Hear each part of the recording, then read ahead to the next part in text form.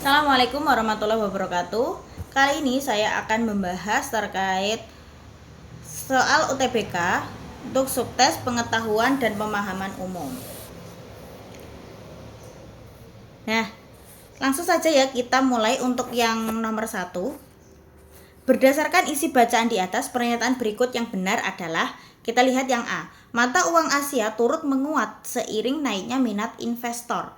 Nah, di sini dituliskan kalau ruang penguatan rupiah menipis, mata uang Asia melemah. Nah, jadi salah ya. Kemudian yang B, penguatan rupiah mulai terlihat seiring kenaikan dolar Amerika Serikat. Nah, ini sudah jelas salah. Tadi kan melemah ya. Terus yang C, rupiah mengalami penguatan yang cukup signifikan terhadap dolar Amerika Serikat. Nah, tadi kan mengalami pelemahan, jadi salah. Yang D, ruang penguatan rupiah mengecil seiring kenaikan dolar Amerika Serikat. Nah, ini baru benar. Jawabannya adalah yang D. Kemudian untuk yang nomor 2, gagasan utama teks tersebut adalah, kita lihat yang A ya. Rupiah melemah di perdagangan Asia. Rupiah melemah di perdagangan Asia pada perdagangan awal minggu. Oke, sebentar, ini kita keep dulu. Rupiah melemah terhadap dolar Amerika Serikat. Ya, ini ya. Tapi sebenarnya nggak cuma rupiahnya aja, cuman ini ada mata uang di Asia melemah. Jadi hampir seluruh mata uang di Asia melemah terhadap dolar Amerika Serikat. Berarti kurang tepat ya. Rupiah mengalami penguatan walaupun tipis. Nah, ini di sini dilihat ruang penguatan rupiah menipis. Jadi salah. Bukan itu. Yang D, ruang penguatan rupiah melampaui target awal. Lah, wong di sini aja mengalami pelemahan kok. Berarti jelas salah. Kemudian yang E ya, ruang penguatan rupiah menipis. Nah, di sini sudah jelas-jelas tertera di kalimat yang pertama ya. Jadi gagasan utamanya ya pasti itu gitu. Maka jawabannya adalah yang E ya. Yang A tadi salah berarti. Lanjut untuk nomor 3 sampai 6 kita pakai teks yang ini ya. Oke, langsung ke kalimat nomor 3. Hubungan isi antara paragraf yang paling tepat adalah, ini yang dibahas antara paragraf 1 sama paragraf 2 aja ya. Coba kita lihat paragraf 1 itu tentang apa. Nah, ini ya, lebih dari 90% anggota DPR RI periode 2009 sampai 2014 yang saat ini duduk di kursi parlemen maju lagi di Pileg 2014. Tuh. Intinya kan tentang itu. Kemudian paragraf keduanya, peneliti Indonesia Budget Center atau IBC Roy Salam mengatakan alokasi anggaran selama 5 tahun masa jabatan DPR menimbulkan harapan mereka mampu menjalankan fungsi pengawasan, penganggaran, dan legislasi dengan baik. Gitu. Maka untuk yang nomor 3 itu adalah paragraf yang pertama itu bukan rincian dari paragraf yang pertama. Paragraf kedua itu bukan rincian paragraf yang pertama. Jadi yang A kurang tepat.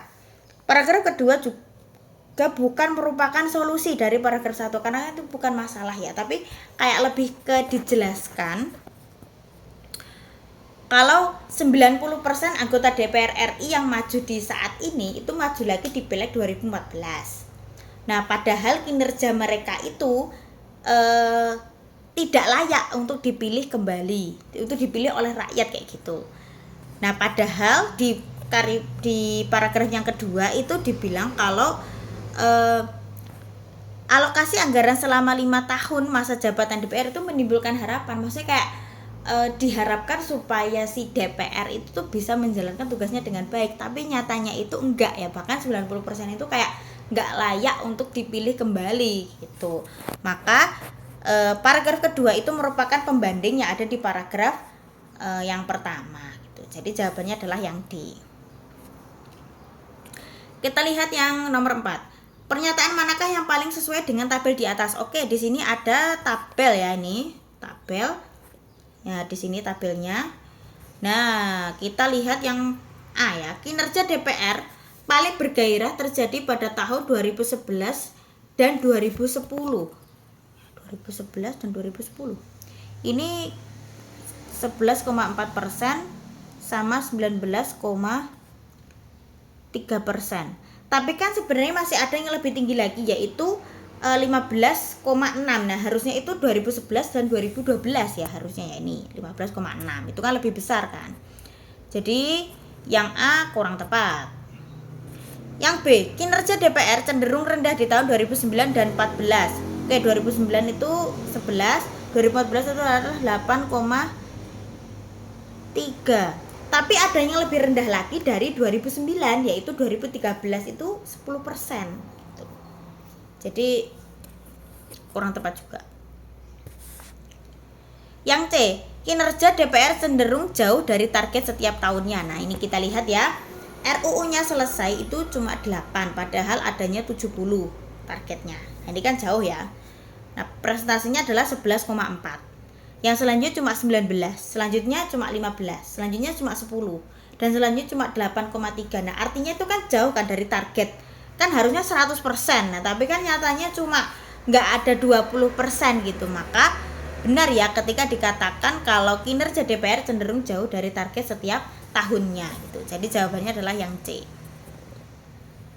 15. Apakah simpulan dari teks di atas? Simpulannya itu adalah kita lihat yang A ya. Rapor merah kinerja DPR menggambarkan kegagalan fungsinya sebagai lembaga legislatif negara selama 5 tahun jabatan. Ya enggak gagal sih, cuman itu kurang kurang maksimal gitu maksudnya. Yang B ya, rapor merah kinerja DPR menggambarkan rekam jejak mereka sebagai lembaga legislatif negara selama 5 tahun jabatan. Nah, itu sebenarnya benar ya, tapi yang rapor merahnya itu cuma ada di paragraf yang terakhir inilah, yang di atas-atas itu nggak di nggak mencakup yang di atas, jadi kurang tepat juga. Kemudian kita lihat yang C, DPR sebagai lembaga legislatif negara gagal menjalankan fungsinya. Nah, ini juga kurang tepat ya. Yang D, DPR sebagai lembaga legislatif negara gagal mencapai target kinerja selama 5 tahun jabatan. Nah, itu baru benar ya. Jadi jawabannya adalah yang D. Lanjut untuk yang nomor 6, kelemahan paragraf kedua teks di atas adalah kalimat paragraf kedua ya. Oh, ini berarti. Peneliti Indonesia Budget Center IBC Roy Salam mengatakan alokasi anggaran selama 5 tahun masa jabatan DPR menimbulkan harapan mereka mampu menjalankan fungsi pengawasan penganggaran dan legislasi dengan baik. Namun nyatanya DPR tidak berprestasi. Fungsi pengawasan penganggaran apalagi legislasi gagal dijalankan. Kemudian Direktur Advokasi Pusat Studi Hukum dan Kebijakan Ronald Rofi Andri menambahkan legislasi yang dibahas dan disepakati di DPR kerap bermasalah sehingga banyak UU yang diuji materi dan dikabulkan Mahkamah Konstitusi. Ketua Badan Kehormatan DPR Trimedia Panjaitan mengakui seperti itulah kualitas DPRD hasil pemilu 2009. Ketua Badan Legislasi DPR Ignatius Mulyono juga mengakui target legislasi DPR tidak bisa dicapai. Nah, di sini sebenarnya untuk secara hubungan antar kalimat itu sebenarnya sudah tepat ya, maksudnya sudah nyambung gitu. Cuma di sini itu ada kata-kata ini nih, menimbulkan harapan. Nah, itu sebenarnya kurang tepat ya. Selama 5 tahun masa jabatan DPR menimbulkan harapan mereka mampu. Jadi bukan menimbulkan harapan, tapi kayak semacam diharapkan mereka mampu gitu. Jadi kelemahannya itu adalah mengandung kalimat sumbang ya, yang kurang tepat itu tadi. Lanjut yang nomor 7. Manakah rangkuman yang tepat untuk teks di atas ya? Jadi kita lihat yang nomor 7. Pemerintah itu tengah merumuskan sistem hukuman berlapis untuk para pembakar lahan dan hutan yang menyebabkan bencana kabut asap di Indonesia. Terus akhirnya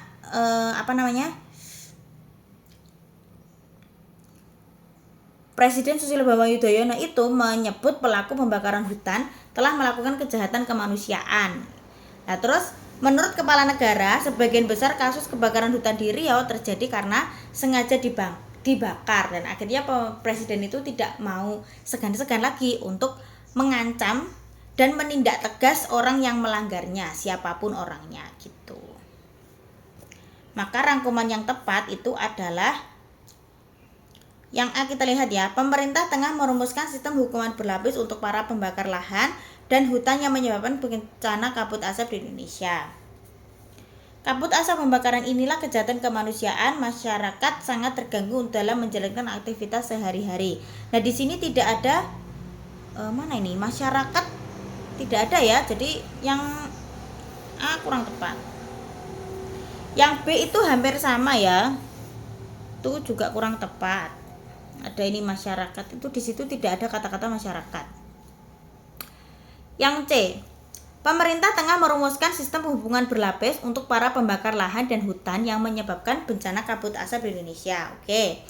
Kabut asap pembakaran ini ialah kejahatan kemanusiaan. Negara juga akan menuntut secara pidana dan perdata terkait gugatan ganti perusakan ekosistem dan biaya pemulihan lingkungan. Nah, ini benar ya. Jadi jawabannya adalah yang C.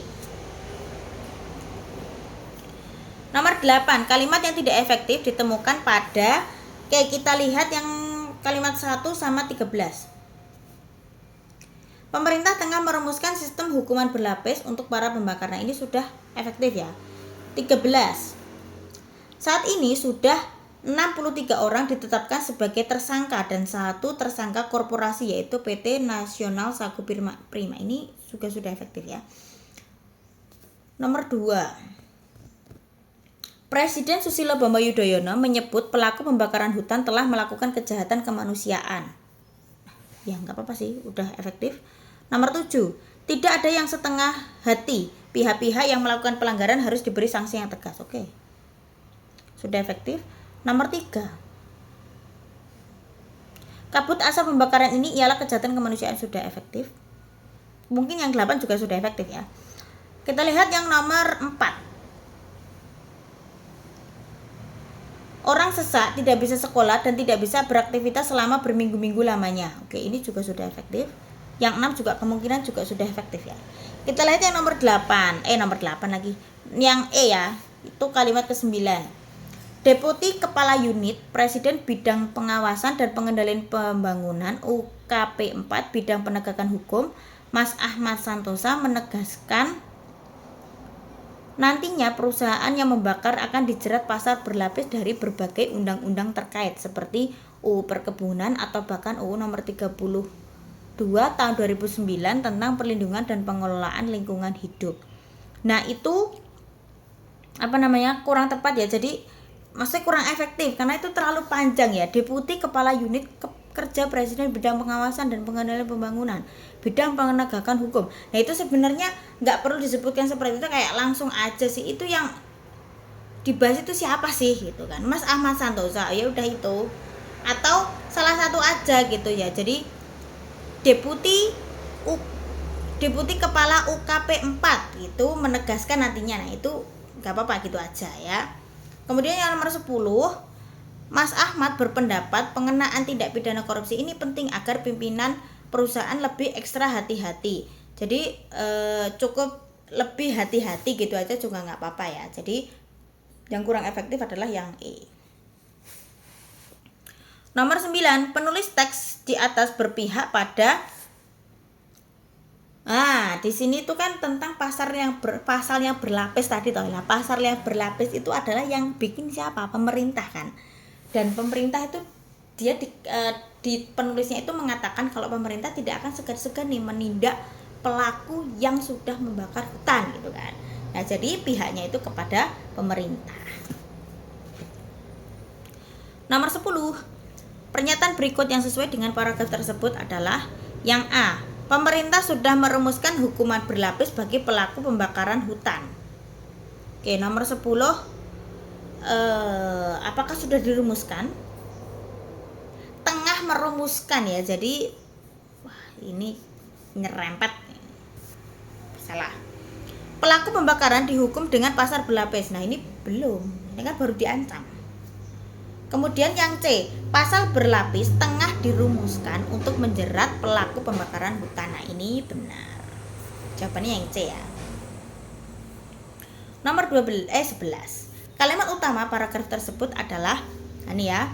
Salah satu proses pembelajaran yang harus dikembangkan oleh guru-guru dalam kurikulum 2006 atau yang dikenal dengan kurikulum tingkat satuan pendidikan atau KTSP adalah mengembangkan kreativitas secara optimal. Nah, itu kalimat yang pertama ya. Biasanya kalimat utama itu kalau nggak di awal, di akhir. Kita lihat yang kalimat setelahnya, apakah menjelaskan kalimat yang pertama. Kalau misalnya iya, berarti otomatis kalimat utamanya ya yang itu. Pengembangan kreativitas. Nah, ini kan ngomongnya pengembangan kreativitas, ini juga pengembangan kreativitas. Artinya kalimat nomor 2 itu menjelaskan kalimat yang ada di nomor 1 ya. Jadi jawabannya kalimat utamanya yang A ya, nomor 1. Nomor 12. Kalimatnya tidak padu pada paragraf tersebut terdapat pada nomor. Jadi tidak padu itu maksudnya dia tuh nggak nyambung gitu sama paragraf yang sebelumnya ataupun setelahnya. Nah, kalau kita lihat 1 ke 2 itu kan sudah nyambung ya, tentang pengembangan kreativitas. Bergesernya peran guru. Nah, terus habis itu nomor 3 nih ngomong, dahulu guru sering mendominasi kelas. Oke, itu juga masih nyambung ya, masih padu dengan kalimat yang sebelumnya. Nah, yang kita lihat nomor 4 ini, membangun pemahaman yang baik kepada siswa. Lah, ini kan ngomong nih tentang kesempatan kepada siswa untuk berperan lebih aktif dan kreatif. Dan membangun pemahaman itu nggak ada sambungannya nih sama yang sebelumnya. Jadi yang tidak baku itu adalah nomor 4 ya, yang D.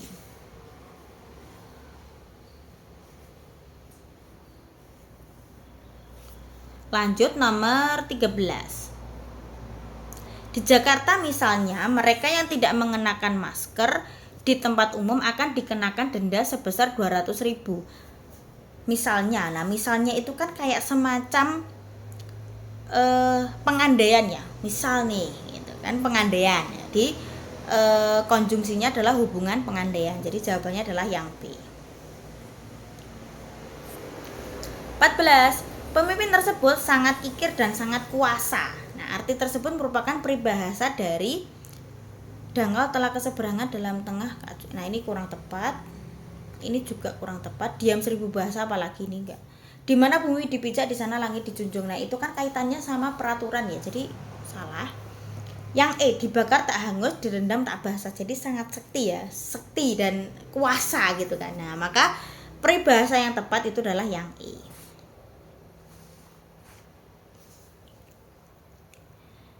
Kita lihat yang nomor selanjutnya. Susunan penulisan daftar pustaka yang baik. Nama pengarang sudah benar, cuman harusnya nama pengarang itu adalah dibalik. Jadi misalnya nama saya ya, Nina Hardiana. Nah, jadi kalau mau ditulis di daftar pustaka, kalau misalnya saya punya buku nih ya, itu tulisannya adalah Hardiana Nina gitu. Jadi ini kurang tepat. Yang B juga kurang tepat. Kita lihat yang C. Nama pengarang dibalik sudah benar, tahun terbit benar, judul buku ditulis miring, benar ya. Kemudian kota terbit (2 penerbit. Nah, ini benar ya. Jadi jawabannya adalah yang C. Kalau kita lihat itu yang D itu salah ya, koneksinya itu harusnya titik bukan koma. Kemudian kalau yang E itu harusnya tahun terbit dulu baru judul buku. Nah, ini kebalik ya. Jadi jawabannya C tadi. Oke, kemudian kita lihat nomor 16. Pernyataan yang sesuai dengan teks di atas adalah, kita lihat yang A ya. Produksi rumput laut sangat baik untuk kawasan perairan. Emang iya. Di situ tidak dijelaskan ya. Jadi di situ kan membahas terkait ini 2 tahun terakhir 8.050 keluarga di Nusa Tenggara Timur mendapat bantuan pemerintah provinsi untuk mengembangkan rumput laut. Jadi kurang tepat. Oke. Kita lihat yang B. 1192 pulau di NTT sangat berpotensi untuk mengembangkan rumput laut. Oke, apakah ada kata-kata seperti itu? Nah, ini ya. NTT dengan jumlah 1192 pulau memiliki potensi pantai yang sangat potensial untuk mengembangkan rumput laut gitu. Jadi jawabannya adalah yang B ya, nomor 16. 17. Antonim kata anjlok. Anjlok itu kan turun. Kalau antonimnya berarti naik. Karena antonim adalah lawan kata. Oke, fakta di bawah ini ya berdasarkan teks di atas kecuali.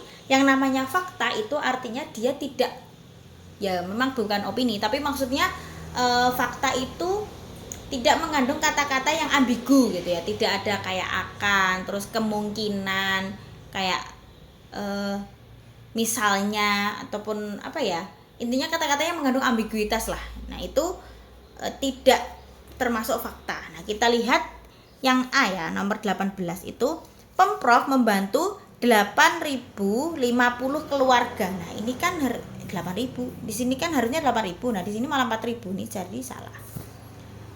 Yang B, produksi rumput laut mendekati dari target 14 juta ton per tahun. Nah di sini mendekati itu kan kayak semacam ambigu ya, jadi bukan fakta juga gitu.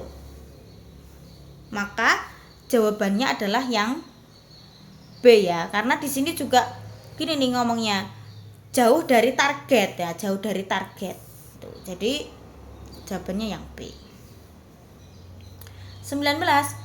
Pertanyaan di bawah ini jawabannya tidak terdapat pada teks. Bantuan apa yang diberikan Pemprov? Tadi ya bantuannya adalah terkait bibit rumput laut. Nah, apa pengertian dari rumput laut? Yang di situ nomor yang B itu, walaupun ini ngomongin tentang rumput laut, tapi di sini nggak ada pengertian rumput laut itu apa ya. Coba, rumput laut ini menyangga ekonomi rumah tangga ribuan warga pesisir NTT. Nah, tapi nggak dijelaskan rumput laut itu apa. Jadi jawabannya adalah yang B ya. Kalau kita lihat yang C, untuk memastikan aja nih, apa manfaat dari produksi rumput laut? Manfaatnya kan tadi ada ya, untuk menyangga ekonomi, kemudian juga apa nih?